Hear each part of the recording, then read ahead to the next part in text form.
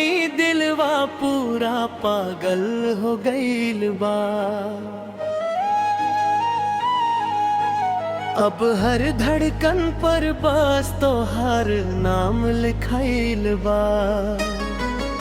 दिलवा तोहरे नाम लिखाइल बा।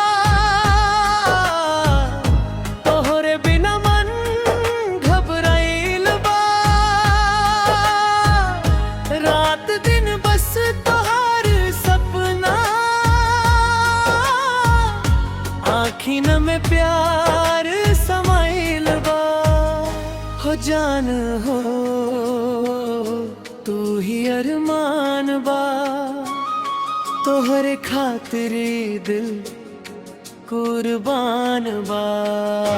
आजा सजना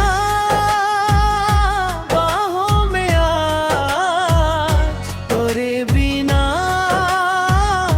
सुना जहान बा। जब से तू दिल में बस गईलू,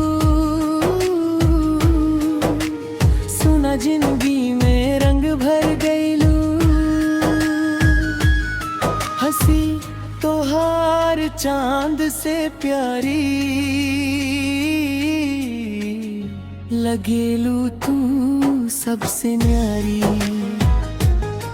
गोरी तोहार मीठ बातिया,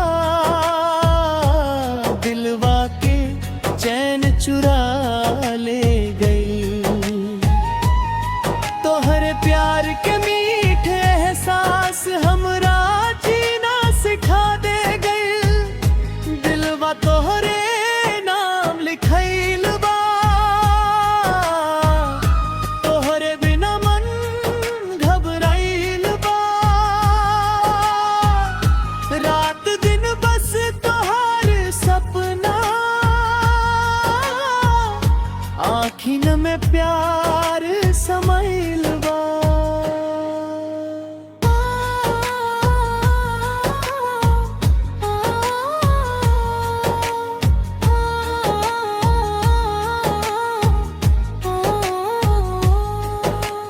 बरसात में भिंजे के मन करे, तोहरे संग घूमे के मन करे। हाथ पकड़ के साथ निभाई, जन्म जन्म प्यार कर। सावन के रिमझिम फुहार में तोहर संग दिल मुस्काए। रौरा बिना सजनवा एक पल भी ना रह पाया। गाँव के गलियन याद दिलावे, तोहरे संग बितावल पल सतावे। चुपके दिल ही बोले, तोहरे बिना कुछ न सोचे। चांद सितारा गवाह बनल बा, हमार प्यार सच्चा बा। रोरा खातिर धड़के दिलवा, ये रिश्ता सबसे अच्छा बा। ओ सजनवा सुन ल पुकार, तोहरे बिना दिल बेकरार। आजा अब तू पास हमार,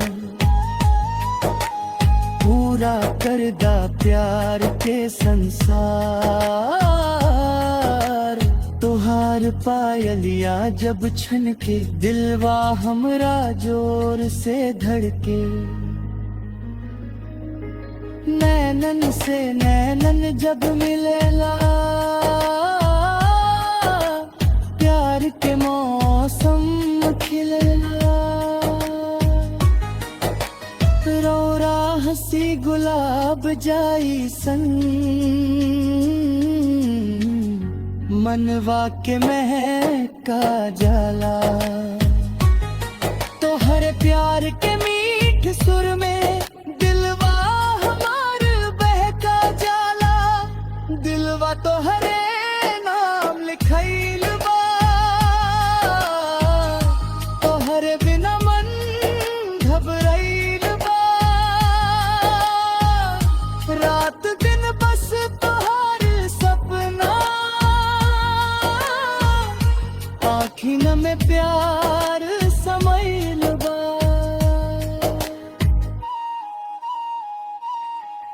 तुम्हारे प्यार में हो गई दीवाना, तू ही हम दिल के ठिकाना। सातों जन्म साथ निभाइब, तू ही हमरे प्यार पुराना।